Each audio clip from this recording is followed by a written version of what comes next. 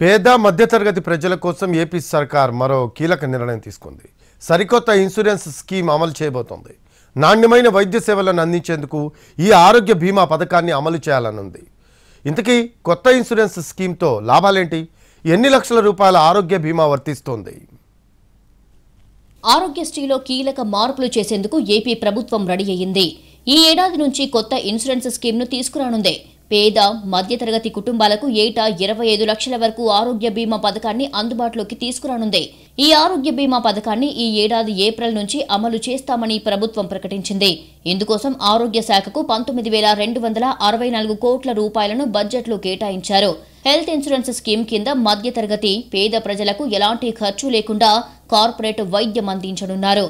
ఎన్టీఆర్ వైద్య సేవ పథకానికి తోడుగా ప్రతి కుటుంబానికి నాణ్యమైన వైద్య సేవలు అందించేందుకు పేద మధ్యతరగతి ప్రజలకు ఆసుపత్రులకు వెళ్లిన వెంటనే ఎటువంటి ఇబ్బంది లేకుండా కార్పొరేట్ వైద్యం అందేలా పథకాన్ని రూపొందించాం.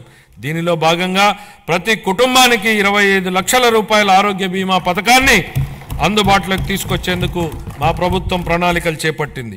ఈ ఏడాదిలోనే ఈ పథకాన్ని అమల్లోకి తేనున్నాం. ఎన్టీఆర్ వైద్య సేవను కొనసాగిస్తూనే ఆరోగ్య బీమా పథకం అమలు చేసేందుకు ప్రభుత్వం కసరత్తు చేస్తోంది. దీనికి సంబంధించి త్వరలోనే విధి విధానాలు ఖరారు కానున్నాయి.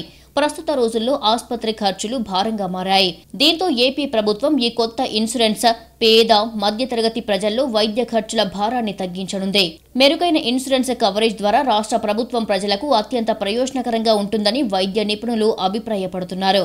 త్వరలోనే దీనికి సంబంధించి కొత్త నిబంధనలు విడుదల చేసే అవకాశం ఉందని భావిస్తున్నారు.